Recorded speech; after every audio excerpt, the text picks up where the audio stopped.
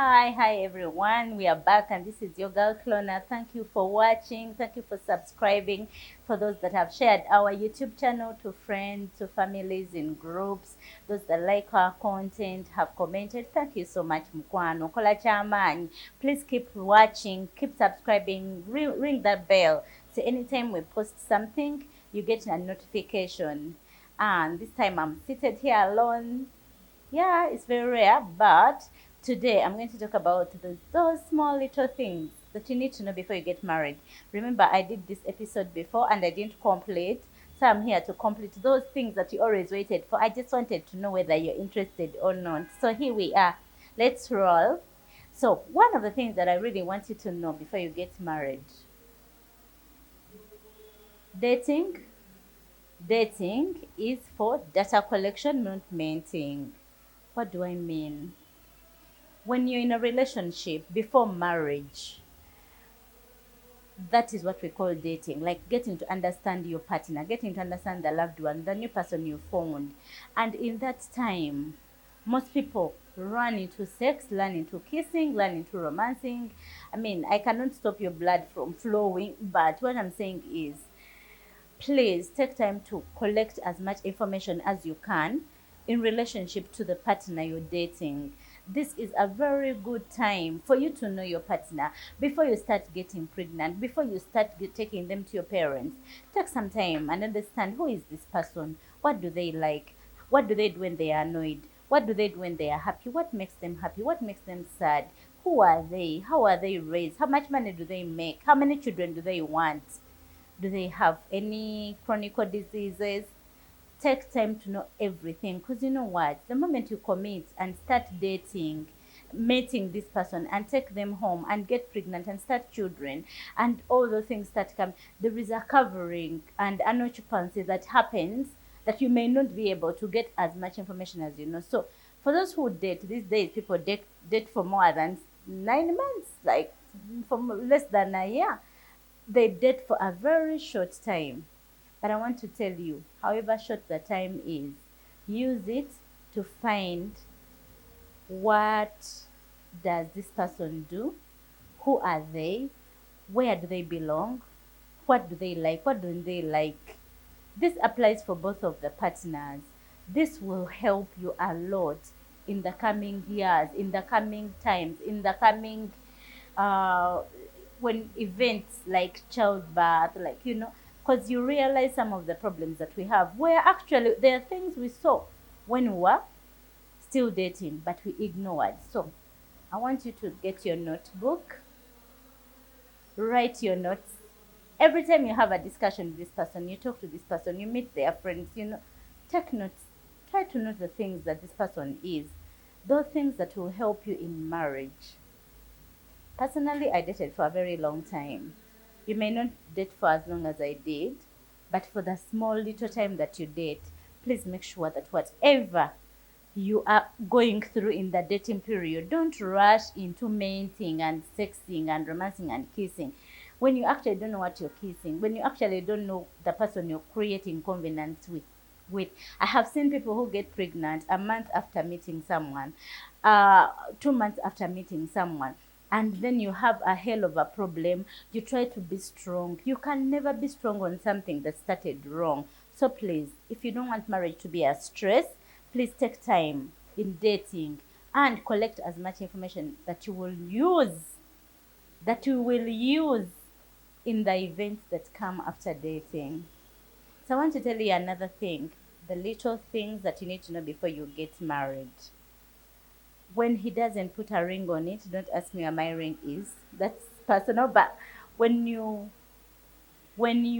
don't get a ring, when someone is not willing to commit as much as our culture, our religions, our values say that is commitment. Because commitment to us here in Buganda and internationally is, take me to church, take me to your parents, take me to your family, and I will take you to my family. So those people know me and they know you. Once someone is not doing that, I don't really know why you would commit. So before you get married, whatever marriage story that you want, say these days anti-marriage means moving in. Do you have a ring? Is there any level of commitment?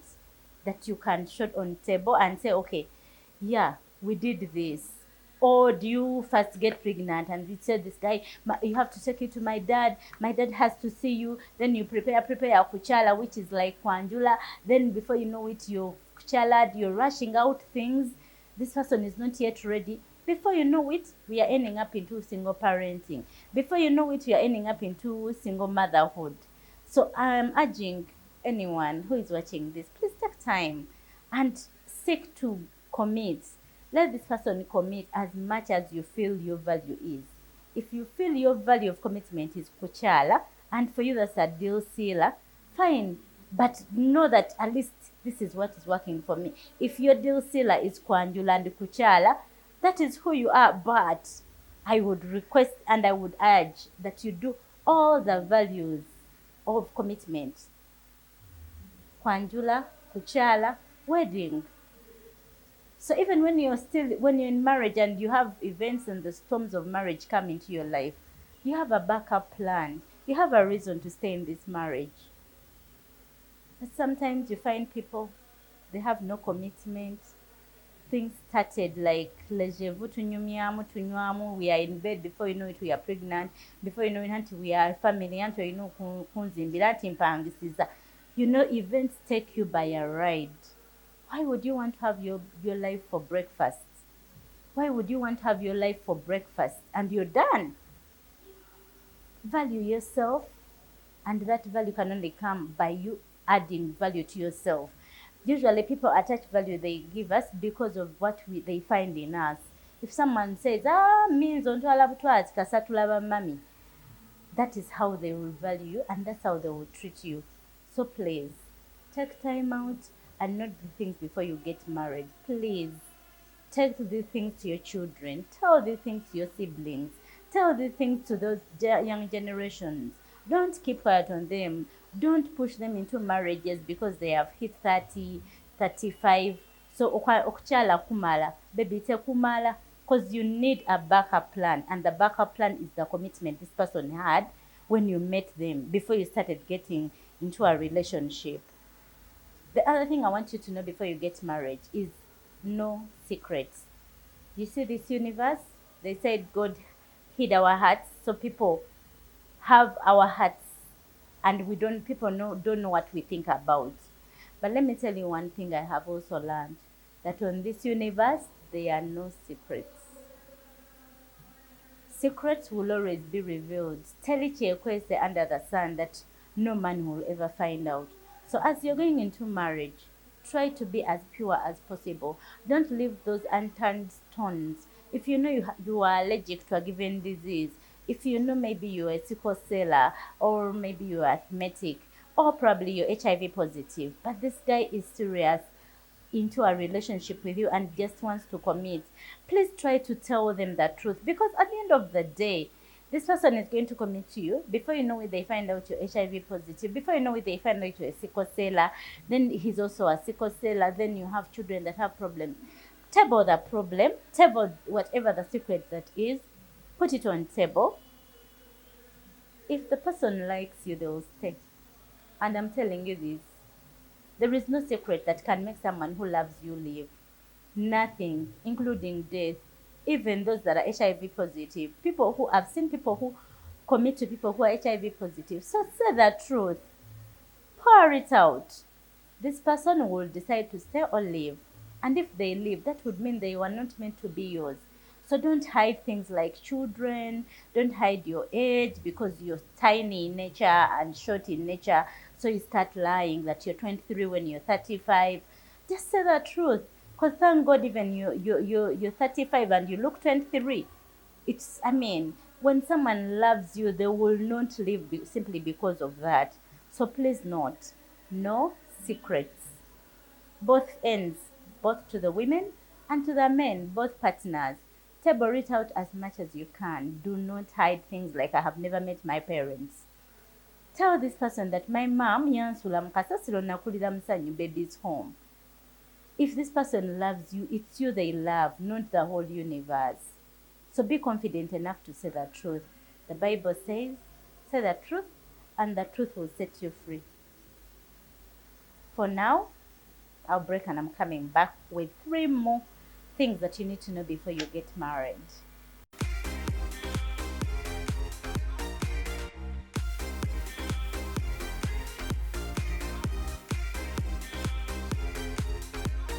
Yeah, before the break, I was still talking about the few little things that you need to know before you get married. And I'm sharing from my experience. So don't get me wrong. I'm not an expert, but at least I have seen that if we all knew these principles, relationship wouldn't have been as hard as they were.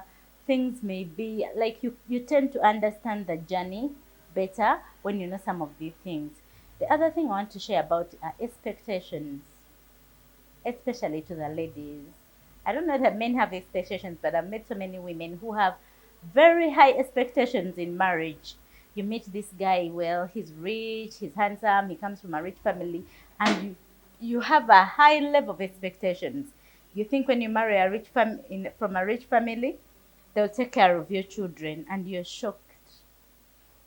So I want you to know that when you meet someone, whether rich, tall, brown, ugly, sweet, nice, whatever state they are, manage your expectations. Manage your expectations to as low as trusting God, not the person you're facing. Because you know, this is just a human being. They are lucky they married a rich family. They are lucky they have an American citizenship. They are lucky, well, they are tall and handsome and all that. He has a good job and all that. Or she's from a rich family. Or she has a nice body. Let me tell you, marriage is totally different. There's a common phrase that says, change is a factor of life. Meaning, like, every day brings change, every minute brings change. And by growing up, you have seen yourself evolve over the time. And don't think when you get married, things are going to remain the same. Everything will change. Like the heart rate, have you seen the heart rate when they are putting people in ICU? It's up and down. That is life. We keep changing for better, for worse, for better, for worse, and that's the journey we are set out for. And because of that nature of journey, you cannot set out expectations and set standard from one point T. You have to know that over time things may change. So try to manage your expectations from within. That will help you in a way. That will help you not stress your partner. That will help you to live a free life. That will help you not stress people around you, because you set standards, you set expectations, you expected this and this didn't happen. I am not saying that you should drop your standards, but I'm saying manage your expectations. I'm not saying that drop your expectations, but I'm saying manage your expectations. Because ideally, if you do not manage your expectations, you are the only one who's going to be stressed, because no one else cares about what your expectations are. I'll give you an example. When we were growing up, we all had expectations. Like, when I grow up, I want to be a teacher. When I grow up, I want to be a doctor. And hell no. Many of us who wanted to be teachers and doctors and nurses, we turned out to do other things. Most of us are in business. Others are doing other things. Others, a few turned out to be doctors that they said they were. So that is exactly how life is in marriage. You enter into this marriage, you have expectations, you think some things can never happen to you. You think you're going to have 6 children. Along the way, things don't happen the way you plan them. You think you're going to give birth to only boys, and hell no, God gives you only girls. You think you're going to build your dream house in the 5 years. Hell no, it's now 15 years. You haven't even laid one brick in the foundation. You think you're going to buy your dream car in 10 years, and all those things don't happen. So, as you enter marriage, manage your expectations. Calm down, relax from within. Have expectations, but learn to manage them. It is an inside job, and I'm sure I will do it. The other thing I wanted you to know is, take one day at a time. These days, I don't know whether it's because of the global village, because of technology, or is it because, like, I mean, you do something and it is shared to a million people in a minute? I don't know whether it's the world is coming to an end. There is a pressure. There is some level of pressure that comes, that people cannot even wait for 24 hours to end. People go into relationship, and before you know it, they are pregnant, they are birth, they are what? Like, the speed is too high. The speed is too high. This is your life. You have grown up. There are things that are standard. For example, giving birth. You will definitely be pregnant and wait for 9 months to meet your baby. No one is going to change that. And so many other things, especially the girls. Don't push yourself too much, because at the end of the day, it's your life, sweetheart. You're the only one who's going to suffer through this. You're the only one who's going to cry through those nights. The wet pillows will be yours. It's your life. Even your parents and your loving siblings will not help you manage your life. So take one day at a time. Take one day at a time. Stop rushing out things. Stop wanting everything to happen the way you want. Entering into relationships and the speed. Because let me tell you that there is a common thing that goes on social media that says the slowest way to success, the quickest way to success is slow. Like, take one step. If you want to jump the ladders, you will fall. If you want to take one step, you will get accidents. Take time. Take one day at a time. See how this relationship is evolving. See how your marriage is evolving. If your journey, both of you, is to get married, take time and study each other. Some days will be good, some days will be bad. Bad days will teach you so many things. Good days will teach you so many things. Do not rush into things because you want to prove a point, because you want to get back to. There is this common song of Stasha Mayanja that says, uh, like, assuring that ababadde balowooza nti I cannot do this, like. But let me tell you, at the end of the day, after assuring the whole village, assuring your aunties, your relatives, your friends, the last person to be assured will be you, sweetheart. And trust me, you'll be assured in a large number, shaken together, running over. It will come back multiplied, because it wasn't worth it. So please take your time. Take one day at a time. Don't stress life and wanting things to end in a minute. Kikyo kye nabagambye nti obulamu tobulya kyankya. Like, why would you want to have your life for breakfast and you're done? There is a whole course day. Like, there is lunch, which is a 3-course menu. There is dinner. Take time. Do not rush life as if it's not yours, as if you've been given your death date, that you're rushing before your death date. You want to do everything. So please take note. Take time. I want to share the last one is the power of forgiveness. This is a bonus. Forgiveness is a gift you reward to yourself. And I've learned that if I wasn't a forgiver, I wouldn't have survived in my relationships, especially my marriage. So for those that are not yet married, I want to tell you something. Take time and learn to forgive. First, forgive everyone who wronged you.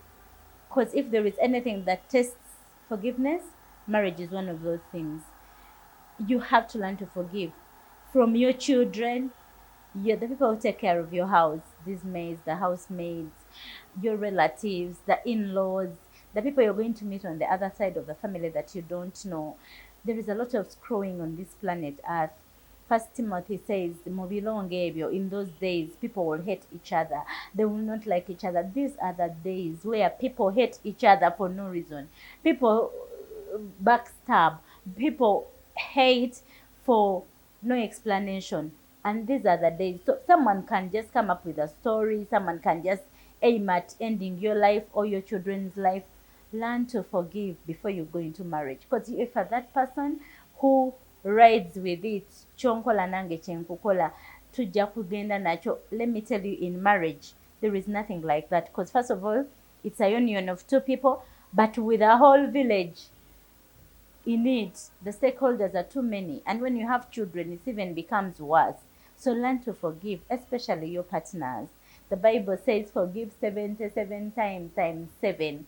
Those are so many times. Moreover, in a day, it also goes ahead and says, don't allow the sun to set before you come down to anger. It is okay for you to be annoyed, but it's not good to sleep when you are annoyed. It's not good to go to bed with a big head simply because someone annoyed you. So I want you to have that training of forgiveness before you go into marriage, because if there is anything that tests personalities, especially forgiveness and patience, marriage is one of those things. For now, I'll end here. Thank you for watching us. Thank you for subscribing. Keep liking, keep sharing. I hope you like what we talk about. Give me comments. Share what you think. Tell me what you want me to talk about. Till next time. Bye.